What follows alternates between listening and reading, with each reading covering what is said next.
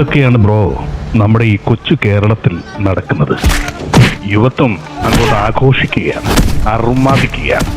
പകയാണ് പ്രധാനം. ഈ രണ്ട് കാഴ്ചകൾ രണ്ട് പ്രദേശങ്ങളിൽ നിന്നാണ്. ഒന്ന്, കൊച്ചി എടപ്പള്ളി മെട്രോയിൽ രാസലഹരിയിലോ മദ്യലഹരിയിലോ ഉന്മാദിക്കുന്ന പോലീസിനെ പോലും തെറി വിളിക്കുന്ന ഒരു ചെറുപ്പക്കാരൻ.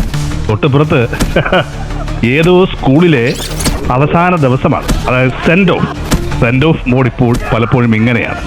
പക തീർക്കുവാനുള്ള ഒരവസരമായിട്ടാണ് പലപ്പോഴും കാണുന്നത്. ഇതേ കണ്ടില്ലേ, മദ്യവും മയക്കുമരുന്നൊക്കെ കൊണ്ടുവരാനുള്ള പുതിയ മാർഗങ്ങൾ.